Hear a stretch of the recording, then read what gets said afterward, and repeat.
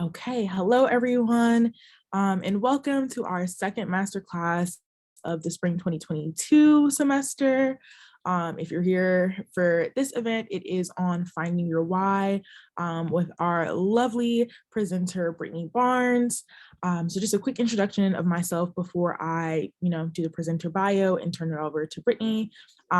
My name is Dominique Moore, and I am the Graduate Assistant for Career Development here at UConn Center for Career Development, and I specifically focus on the College of Liberal Arts and Sciences and Diversity, Equity, and Inclusion programming and events like the master classes. And some of my colleagues are on the call. So if you have any questions at any time, please let us know. But just a quick bio, Brittany Barnes is an award-winning brand manager and strategist with a knack for identifying creative, inclusive solutions that really drive business growth and customer loyalty. And she's also currently a senior project manager in portfolio strategy and partnerships at Nordstrom, where she does initiatives that increase representation and equity of BIPOC, aka Black, Indigenous, people of color, brands at the company, and manages relationships with the 15% Pledge, Harlem's Fashion Row, and more. And then I will let you kind of take it over, talk about some of your other work, because you've done a lot. You're literally amazing, and I'm so jealous. But I will hand things over to you, Brittany. Great. I was just thinking, what a great intro. It still feels weird considering I don't feel like it's been that long since undergrad to have such great intros. So thank you for that. But happy to kind of just dive right into the presentation and tell you all a little bit more about myself. So to get this pulled up and hopefully you all can see this okay. Great. So like Dominique mentioned, I'm Brittany Barnes. I'm a project manager, and I like to think of myself as an equity evangelist. And I'm really good at creating strategies that help companies make tough decisions and make them creatively. So I'm very fortunate that I get to do that right now at Nordstrom and helping lead our supplier diversity program, as well as some of our strategic partnerships. Prior to that, I actually spent most of my career in advertising, really leading kind of end-to-end creative campaign development for CPG brands. So lots of sleepless nights, lots of coffee, lots of babysitting creatives. I am happy to talk more about my career in advertising. It has its bonuses. And I was a journalism and African American studies major here at UConn, what seems like a very long time ago. So I graduated in 2014. I'm from New York. I'm a proud kind of New York native. I was sad that our men and women did not make it to the champs this year, but in my undergrad, we actually won my freshman and senior year. So those are definitely kind of my two favorite memories. Drake remains my top Spotify artist, no matter how many times I think he's not going to be, he is.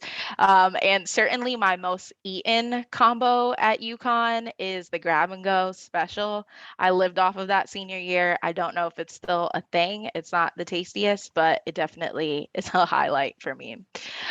So just to dive into what I want to talk about today, I've spent my career really thinking about strategy and especially how brand strategy comes to life and how some of the brands that we consume the most often, become really popular through their brand purpose. And so I really want to kind of share that with you all today so that you understand as well how you can use that formula for your own brand purpose or maybe, that business idea that you've been working on. So by the end of the session today, you should be able to understand the types of strategy, how they all work together, how, again, some of, the most prominent brands in the world use them to create ad campaigns and really stick in the minds of consumers. And then also create your own kind of elevator pitches, if you will, or use the same frameworks to think about your own brands. So to start, I know that strategy is a buzzword. Strategist is also kind of a buzz position. So just want to break that down a bit further. So good strategy is really a guiding set of principles that all work together to, give your business a path forward. They help define the what, the who, the how, and the why. And really good strategy will help provide a clear roadmap for decisions that your business might have to make so that no matter what decision you have to make or how difficult it might be, it always feels on brand. And so, in thinking about the types of strategy, I think that there are three main types. There's business strategy, brand strategy, and then marketing strategy. So, your business strategy is going to define your business's vision, your mission, your long term objectives, and what you need to achieve that. So, thinking about resources, thinking about financial goals that you need to make those decisions. Your brand strategy is the fun stuff. That's your business's vision, mission, and values, why you are in existence, what you uniquely offer, as well as, how you uniquely show up. And then with both of those working together really well, you've got your marketing strategy. So this is where advertising comes in. This is where social media comes in. And your marketing strategy is really saying, okay, if we know what our business objective is, we know why we're in business. This is how we can use marketing to actually bring that to life. So, to use an example of a brand that I consume a lot, Starbucks. I know it's not the best coffee, but it's just convenient. So, Starbucks recently had a huge push to remove a lot of the plastic that they were using for their cups. So now you see that they've got lids with the kind of sip lid instead of a lid and a straw. So, in thinking about wanting to be more sustainable as a business, that is where your business strategy comes into play. So, for Starbucks, they were probably like, we're adding a lot of plastic to the world through what we're doing right now. So, from a business standpoint, how can we afford to be more sustainable? From a brand strategy standpoint, they would say, okay, we want to be more sustainable. Here's why it makes sense for Starbucks to be sustainable, thinking about what we stand for. And then from a marketing standpoint, and really thinking about customer strategy as well, here's how our consumers consume our products. Here's how we can reach them. They use Instagram or they read the New York Times. Like, this is where we need to get that announcement out there to really bring it full circle. So hopefully that example kind of helps you start to think about the three types. And so, central to the three types of strategy are your brand purpose. So, this is really like my bread and butter. So, your brand purpose is your why. I like to think of this as the guiding light for your brand, the guidepost that you always come back to. And it's really your reason for existing. When you're thinking about creating a business or creating a brand, you would say your why is the reason why you're doing what you're doing. It has nothing to do with the money. It really is kind of, what pulls at the heartstrings. And so for that reason, your brand purpose shouldn't change. It should be evergreen. And thinking about how these then all work together, or a really simple way to really synthesize this information is something called the Golden Circle. This was created by Simon Sinek, I believe is how you pronounce his last name, who's really famous TED Talk speaker, author. Definitely recommend checking out his work. But really, the Golden Circle, again, is kind of bringing all of those pieces together. So the why sits in the middle of your how and your what. Again, it's the reason for your existence. It's your purpose. Your how is how you then bring your why to life. And then the what is obviously what you then sell to consumers.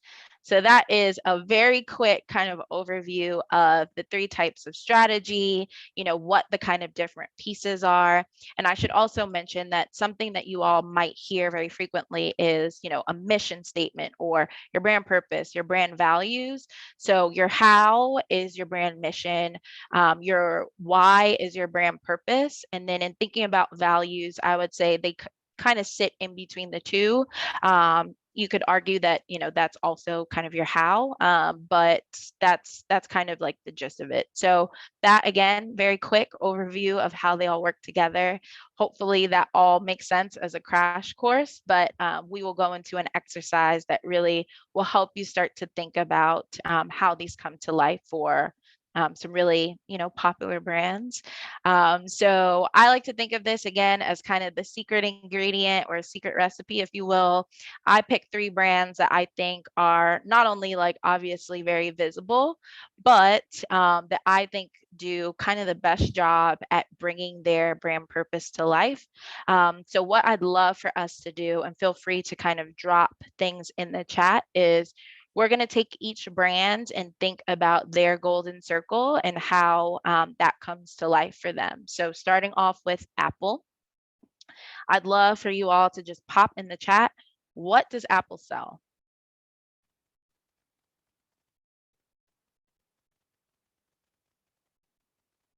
Okay, let's see here. Technology, yep. All the electronics I need. Luxury tech. Service. Great, great. Okay, awesome. All on target. And so how do they sell these things?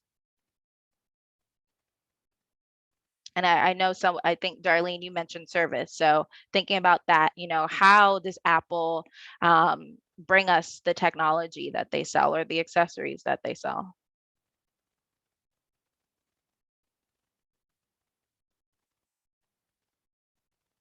Okay, great. Partnerships, everyone using it. We're the walking ads, that is for sure. I feel like for that reason, Apple's definitely a lifestyle brand, which I think is very strategic on their part. Great. Okay. This is all great. And then in terms of thinking about those two, thinking about technology, thinking about how they do what they do, what do you think Apple's brand purpose is? Why do you think that they kind of combine technology with maybe partnerships with influencers, or technology with the kind of service that you think of when you think of Apple?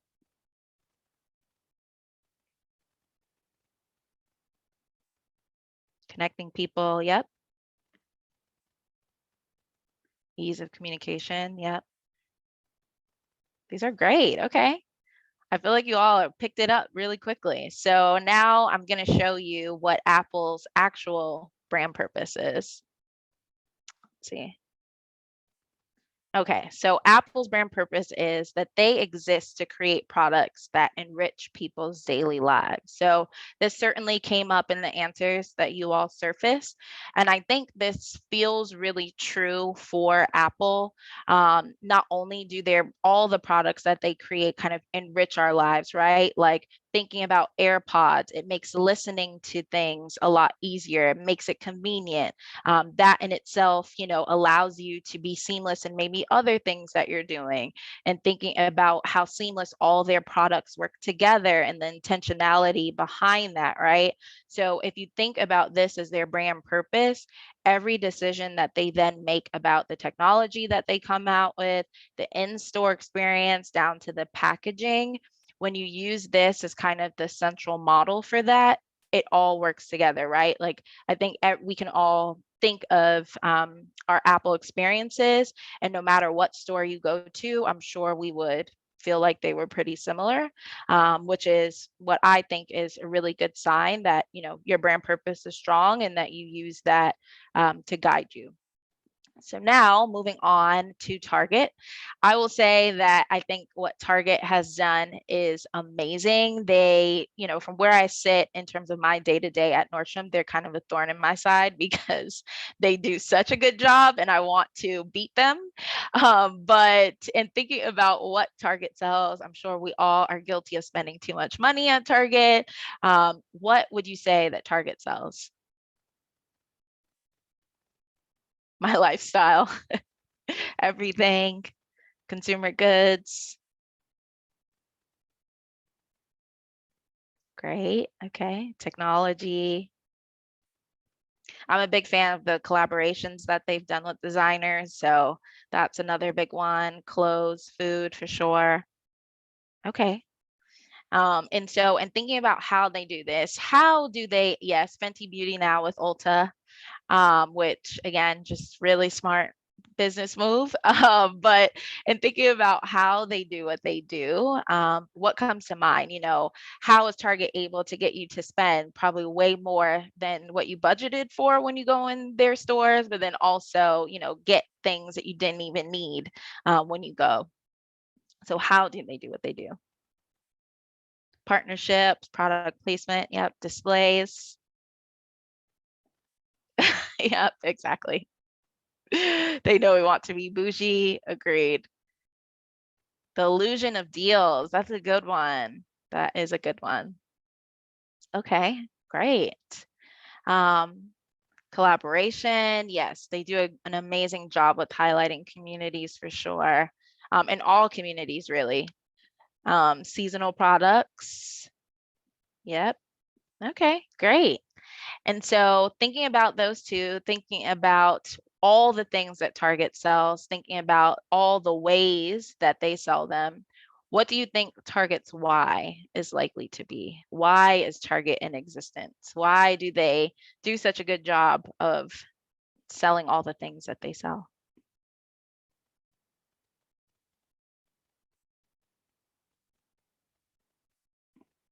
That's a great one, Maya. Connect community to everyday needs. And I'll throw in a part two question to that. So, and thinking about Target, think about how they differ from a Walmart per se. So, how does Target uniquely, or why do you think Target uniquely does what they do? To bring new, innovative lifestyle products in the most efficient and effective way possible. That's great. Any other thoughts? Easy access. Yep, all in one place to everything people want with style, to bring very niche products that are cost effective to people's everyday lives and convenience. Agreed. Thinking about their drive up that they do now, pick up in store, all of that. I'm not sure if they were at the forefront of that, but I think they do a really good job of it. Okay, so some great answers here. And just want to note their revenue for this last year, insane. So clearly, again, they're doing a really good job at all of these things. But Target's brand purpose is to help all families discover the joy of everyday life. And so I want to pick this apart a little bit. I think their, use of all families is an interesting one. I think that there is obviously inclusivity tied to saying all. I think using families is interesting, but you could also argue that a single person could be a family, and what you create your, kind of environment to be can be familial. So I think that's something, in thinking about each kind of word and what it's doing as part of their brand purpose. But something that I really love about their brand purpose is discover the joy, and especially the use of joy, right? Clearly, we all spend a lot of money at Target. We enjoy going there because there's something about the experience that sparks joy, the discovery of finding new things, seeing the latest collaboration, seeing that they have Ulta products, and just knowing that every time you go, you can find something new and different is intentional. And I think someone had mentioned, the kind of experiences that they do, like for Black History Month, for Latinx Heritage Month. And so even things like that, again, are giving all families, a voice and a space at the store to be seen, but then again, sparking that joy while also offering products that enrich our daily lives. So just want to break that down a little bit. Keep that in mind as we go into the next example. So want to kind of end this exercise with Nike. So this should be pretty straightforward, but what do you all think that Nike sells? Shoes for sure. Exercise products. a lifestyle, athletic wear, sneaks. Yep. Yep. All true. I would also say that Nike, like Apple, is a lifestyle brand in a way. Wearing Nike suggests certain things potentially, or wearing certain Nike products suggest certain things. But all of this is for sure. I was actually thinking recently, I don't know if anyone remembers, but Nike's like watch that they had that just completely disappeared. I don't know what happened to it, but just interesting. And then in thinking about the how, so how does Nike get their sneakers and their athletic wear in front of us?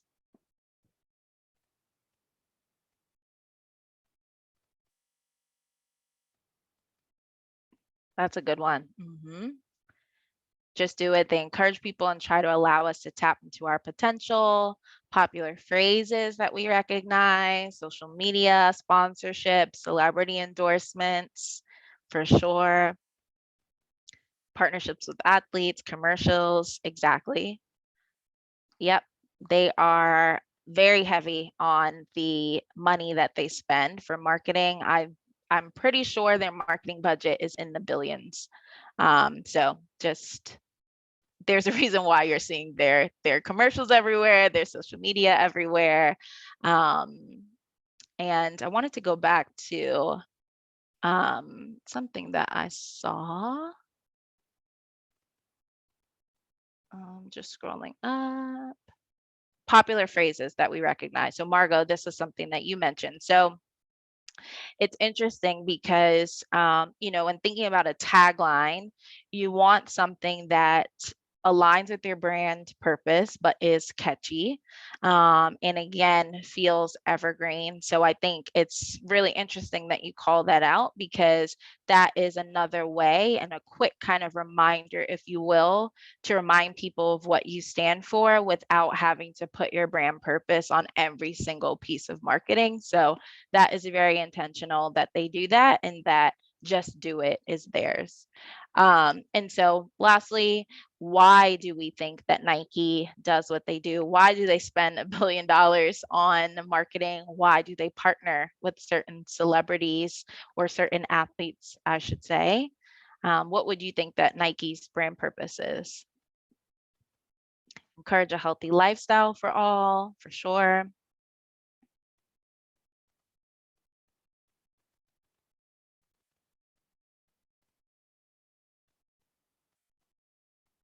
Other thoughts?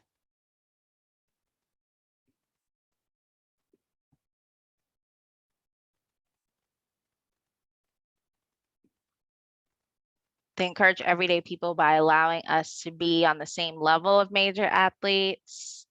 Also, just do it suggests that everyone is capable. Great. Yep. All great.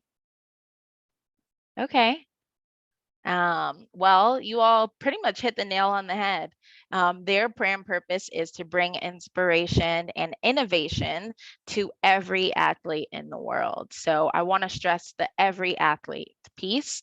And I think it goes back to what Margot said and what Dominique said. They encourage everyday people by allowing us to all feel like as long as we are all athletes, we are all the same. I can't play basketball to save my life, but I can consume Nike in the same way that LeBron James can, and the same way that Sue Bird can. And so I think that that is very, again, intentional, the use of every athlete. And then in thinking about inspiration and innovation and parsing those two out, the innovation piece, I think, is directly tied to the technology behind their products. The sneakers that they have for lifestyle and for athletics.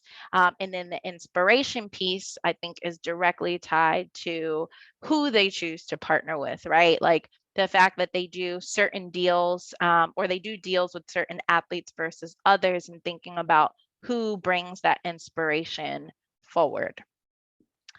So that kind of rounds us out on those kind of, what strategy is, what this looks like for brands. I want to pause here before we go into our next exercise.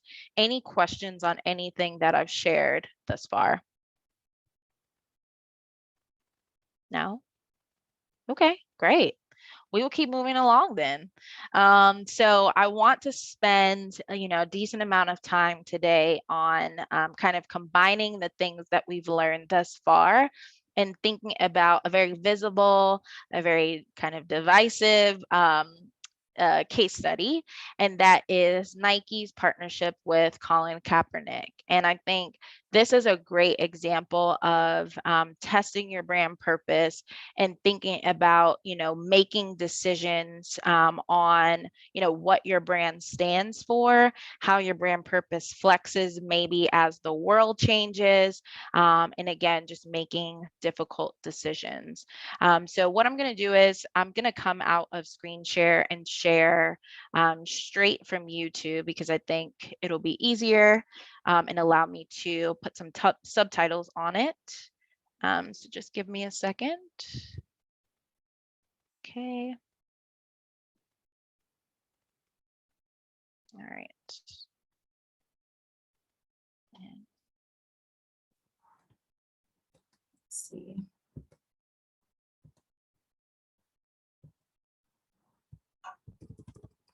Can we hear this a little bit? If they laugh at what you think you can do. Because calling a dream crazy is not an insult, it's a compliment. Don't try to be the fastest in your school. Be the fastest ever. Don't believe you have to be like anybody to be somebody. Don't become the best basketball player on the planet. Be bigger than basketball. Believe in something, even if it means sacrificing everything. If you have only one hand, don't just watch football. Play. If you're a girl from Compton, become the greatest athlete ever. Yeah, that's more like it. So don't ask if your dreams are crazy. Ask if they're crazy enough.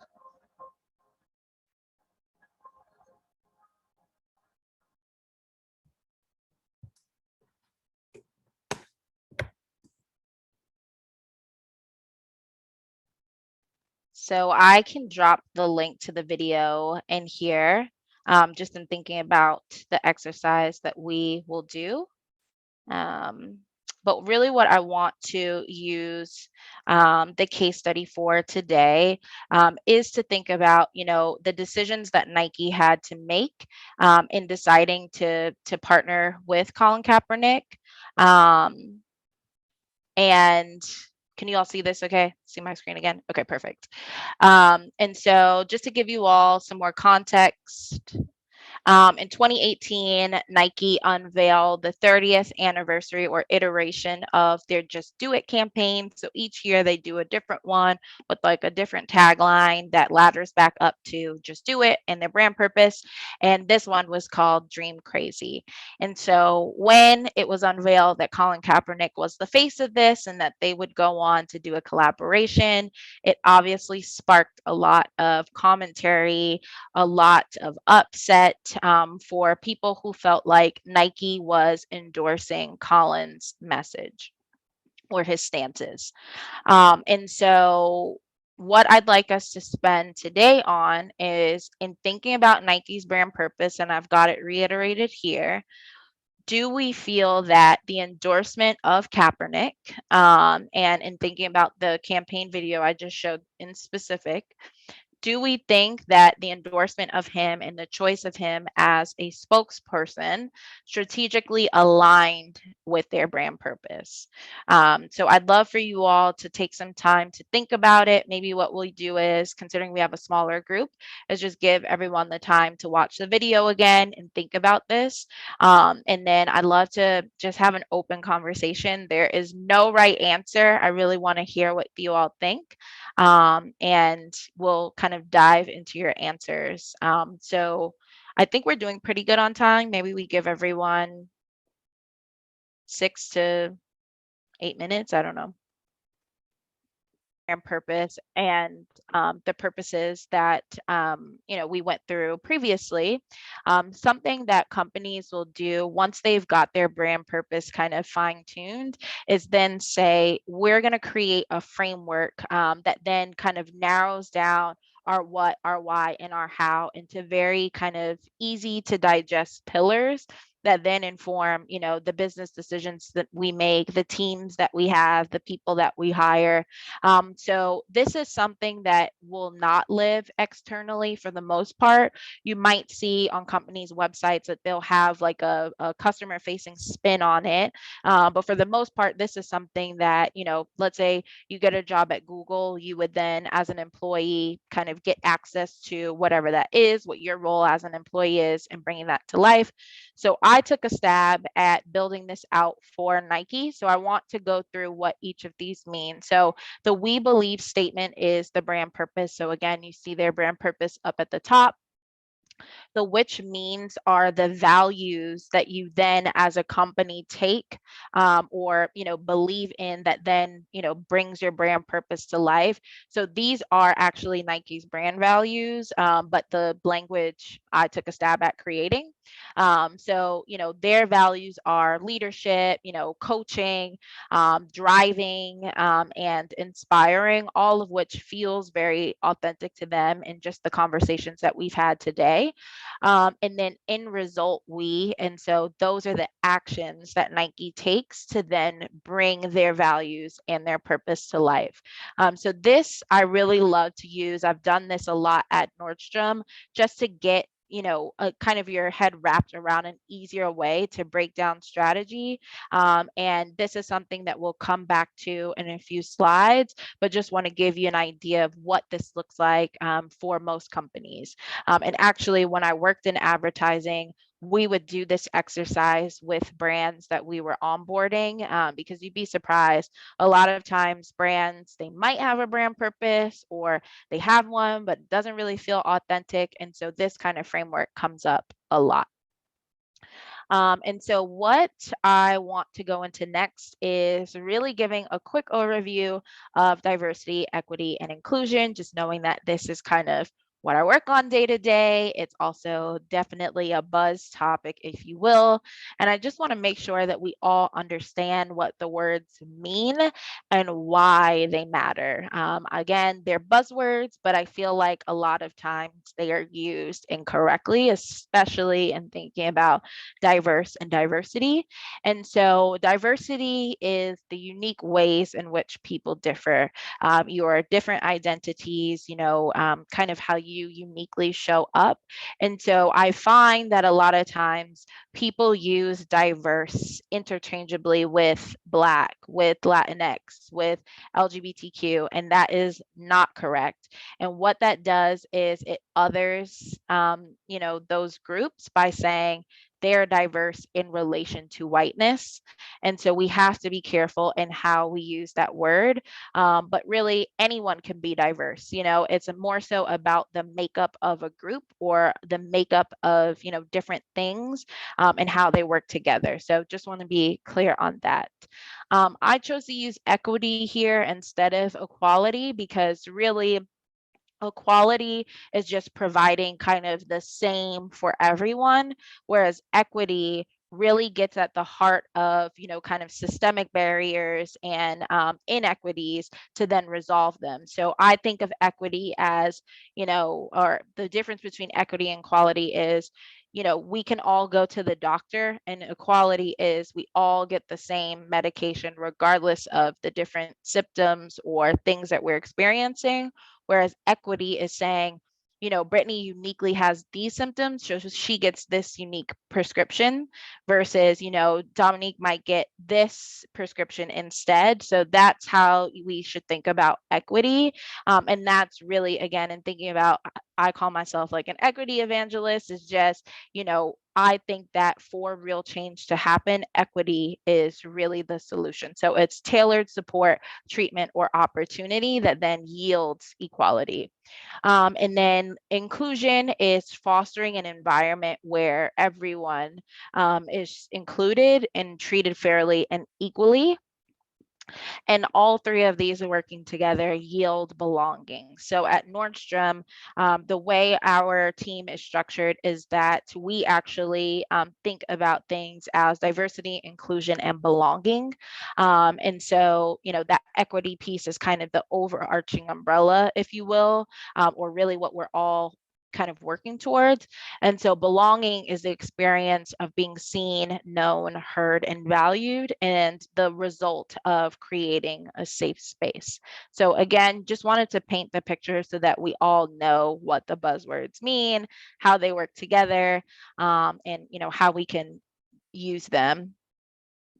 And so why diversity and inclusion matter beyond just being the right thing to do, beyond being, something that we do because we care, is that, it's been proven time and time and time again that diversity and inclusion initiatives, and especially having diverse representation on a team, actually yield business results. So I highly recommend, if this is a space that you all are interested in, and reading McKinsey's case studies that they've done since 2015, I believe, on why diversity matters.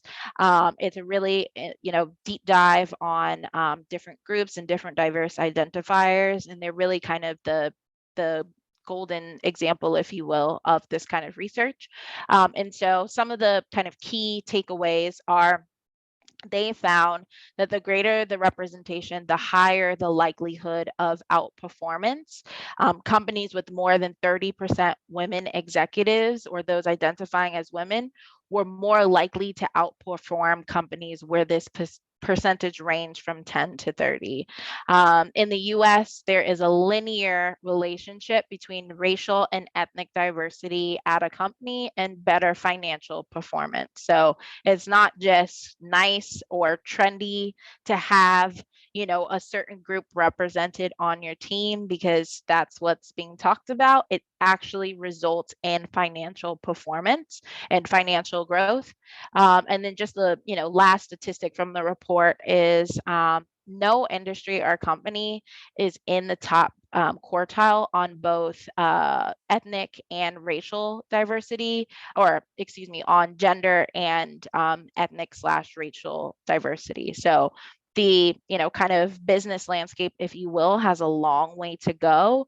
I think oftentimes, we don't see gender diversity and ethnic or racial diversity as one and the same, and kind of how they all work together, or the fact that we all have various identities. We're not just Black, we're not just LGBTQ, but like what the intersections are of those things. And I think as these conversations continue to come to the forefront, my hope is that we all get smarter about how these all work together. But just something, again, to kind of keep in your back pocket as, again, we all should care about diversity and inclusion, but there's also a business kind of objective or outcome to those things. And so what I want to spend the rest of our time on today is just a fun brainstorm. We can all do this together, but this will also be a takeaway for you all. And that's really taking this Nike example and thinking about how you can use this for your own benefit. And so I like to use this kind of framework in thinking about, a job opportunity that I'm going after, or kind of, the next step in my career. So I'll let you all in on a little secret. My kind of next goal in my career, if you will, is I want to get my MBA. And so that's something that I am actively working on. It has been a journey. It has definitely required a lot of soul searching. And so thinking about my personal brand purpose has been something that I've spent a lot of kind of sleepless nights on, and I still don't have it quite right, but I hope that this example helps you start to think about what this looks like for you. So I just did one for myself based off of kind of what the things are that I've done thus far, and kind of what I see my brand purpose being at the moment. And so really, to break this down, my brand purpose or my like we believe statement or I believe statement is the overarching umbrella that kind of unites the experiences that I've had, the career decisions that I've made, and what my end goal really is. So what my dream state is. So I believe in helping Black women use creativity and community to cultivate their dream careers. So if I think about, taking the position at Nordstrom, for example, where I get to lead our supplier diversity program and lead our relationships with the 15% pledge and others, ultimately what that's rooted in is the ability to, allow really BIPOC people to create or have opportunity. And so that's how I think about what my I believe statement is. And so I'm thinking about my personal values as it relates to my I believe statement. It's really distilling down my values as it relates to that. So, what are the things that I must value if that is my brand purpose? So, I value creating opportunities. I value mentorship. I value, networking and having a community to tap into. And I value amplifying, the voices or the communities that I look to support. And then I think the end result is probably the easiest. So if it helps you, you can always start with your actions and kind of work your way back. And so in thinking about my actions, I thought, what are the things that I've done that kind of relate to what I want to do? And what are the things that I hope to do? And so, some of the things are, I choose to mentor or work with certain organizations that ultimately get me to my brand purpose. Or, I utilize social media because that allows me to meet people who I can then mentor or, add to my community and things like that. So I think in thinking about this for, let's say, a job that you're going after, the I believe statement would be, if you're, let's say, wanting to get a job as a teacher, why do you want to teach? Why do you want to commit your, life or your career to that? What informs that? And then what does that then mean? So for example, if you want to be a journalist, you likely value storytelling and truth telling. If you want to be a doctor, you likely value integrity and advocacy. So again, what are those values that influence then the actions that you take? And again, you can always work your way back up to your why, but the 3 to 5 actions would be your, end result I do. So this is something, again, that you can use as you all start to, interview for positions or think about, what you want to do in your career and maybe create a roadmap to help you get there. And, maybe looking at maybe the clubs that you belong to or the extracurriculars that you do, the internships that you've had, start to think about, what is the common theme in all of those to really distill that. So we don't have to go through this as a group. This is certainly a takeaway. And I think it requires, again, a lot of soul searching to figure out, but just goes to show that, Nike, Target, Apple, they've all done this exercise. And even though they are big brands, this is certainly something that you can do on an individual basis as well. So that's what I've got for today. Thank you so much for having me here. I've also got my LinkedIn here. If you all want to scan it, feel free to add me on LinkedIn and stay in touch that way. I would love that. But also want to definitely open up the floor to questions. It doesn't have to be about today's presentation. I'm happy to talk about my career journey or kind of any questions that you all have. Thank you, Brittany. This was really, really helpful and insightful. A question that I have is, how did you make the transition from journalism into project management? So tell me a little bit. I guess what I'm most interested about is, like, do you still use those skills that you learned in journalism in your current role? That is a great question. I always look back at my career and I'm like, I don't know how any of it made sense because I feel like a lot of the decisions I made were on a hope and a prayer.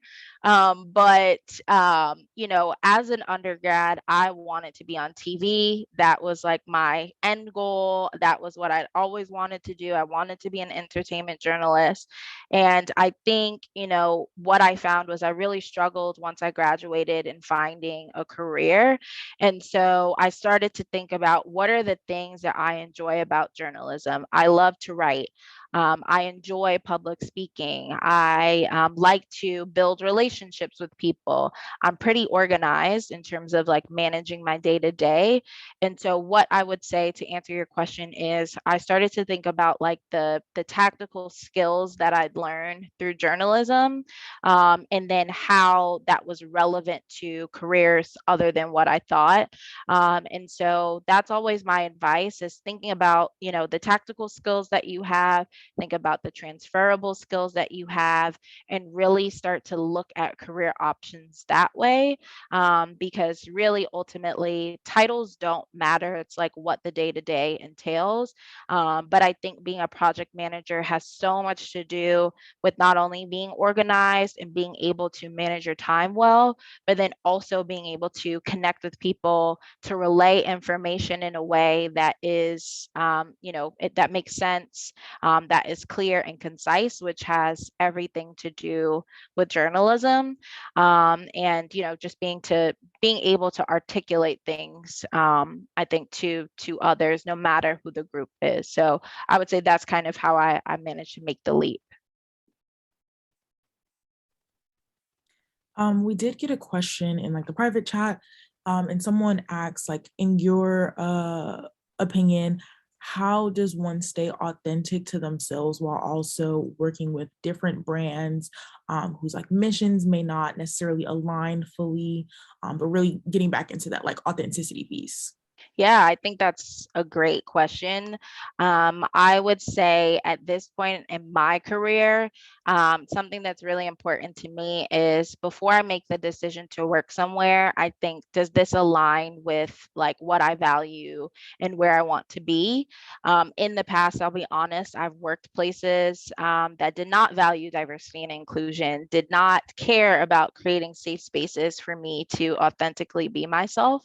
And so I think, you know, really take the time to think about what environment you thrive in, you know, what classes you enjoy, why you enjoy them, you know, what are the things that you need, as a potential employee to feel your best self, and be really intentional about where you choose to work, because there's nothing worse than working somewhere where you hate waking up every day. You know, you don't have anyone who looks like you don't have anyone to kind of talk to. I've been there and it's awful. And so I would say just really take the time, especially, you know, in starting out, to think about the things that are important to you, and do the research on companies that have been very vocal and consistent, about what they believe, and definitely ask those questions in the interview process. That's something that I ask. I'll ask point blank, what are you doing to create safe spaces for your employees, especially post pandemic? What was your stance on employee engagement and protecting employee mental health during the pandemic? And I think a lot of times we think that because we're interviewing for a position, like we can't ask certain things, or we might, you know, not get the job if we ask certain things. But I always think about an interview as a two-way transaction. The job is open for a reason. And so ask the questions you need to ask to get the information you need, because they need, to hire someone and you need a job. And so definitely feel free to ask those questions to get the information that you need to make a decision. Okay, I see one in the chat. What advice would I give students, or what's one thing I wish I knew about the field? So to break these up, what advice would I give students? My big thing would be to really stay on top of like your studies, and then also on opportunities that might be available like while you're in school. I'm very honest about the fact that I was a pretty average student. I'm not gonna lie. I, decided to pledge a sorority my junior year. Well, I guess starting my sophomore year, but going into my junior year. And, looking back on it, I did not manage my time well, at all. My studies took a hit, my GPA took a hit, and I was like, I want to be a journalist. Like, no one's going to care about my GPA. And now wanting to go to business school, that is not the case. So, all that to say, definitely stay on top of your studies, surround yourself with people who, are on the up and up, who also care about their studies, because so much of college is having people around you who also kind of want the same things that you want post graduation, and who can motivate you. And then again, something I wish I had done a lot more was doing my own research on internships that were available, on clubs I could join that aligns with what I wanted to do, versus relying on my teachers or the Center for Career Development. No matter how great I think what you all are doing is with the master classes and the opportunities available, definitely do your own work, because at the end of the day, like, the center can only do so much, and so that would be my advice. And then one thing I wish I knew about the field, and I'll speak to this in thinking about marketing and I guess fashion as well, is how many opportunities actually exist. I never would have thought that a role like this existed in fashion. I honestly didn't even know advertising was a career as an undergrad. It's just not something that I feel like is very heavily talked about. And so I think also doing research on different industries and understanding how they work. Now I feel like there's so much information like on YouTube and on LinkedIn, and be comfortable doing informational interviews with people so you understand what opportunities exist. Because fashion, for example, there's technology, there's buying, there's designing, there's supplier diversity. There's so many pieces involved in that. And I think people would be surprised that that's the case. So hopefully that answered it. How would I encourage people specifically in entry level positions when they're getting started to advocate for themselves in the workplace? So this is a great one. I think, understanding the structure of your organization. Do they have, a built out HR department? Do they have employee resource groups? Do they have kind of, dedicated people that you can go to if you need help? But then also, are there safe spaces created, and thinking about employee resource groups where you can be yourself? So those would be like two main suggestions.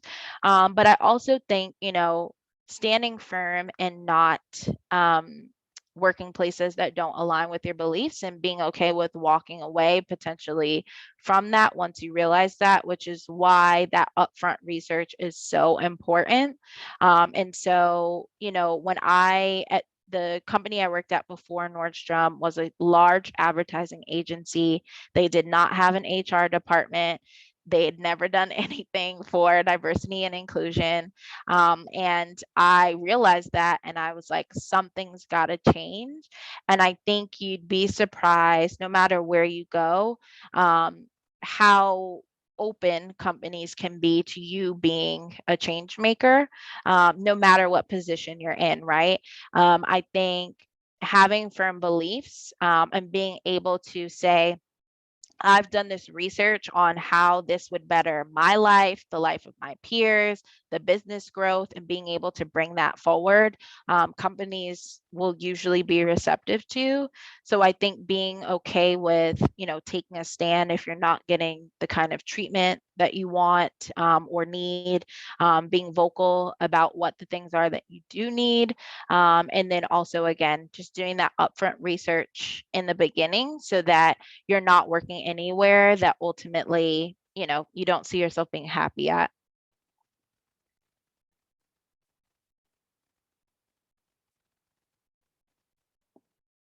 These are all great questions. Any others?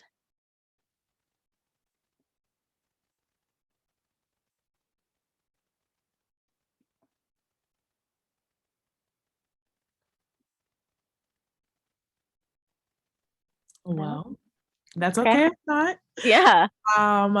So yeah, y'all have Brittany's LinkedIn information and all that great stuff. Brittany, I definitely want to thank you again. I'm definitely not someone who like ever thought about marketing, advertising, or anything. But honestly, your talk was a little inspiring. I feel like maybe this could be my field. Yeah. Already in my field. So we definitely want to thank you for supporting our students, especially as a recent alum with this project. And I can't wait for everyone else to see this. So I'm gonna stop sharing, but thank you so much. Yeah, thank you. I'm honored. Again, it feels like yesterday that I was walking through the student union.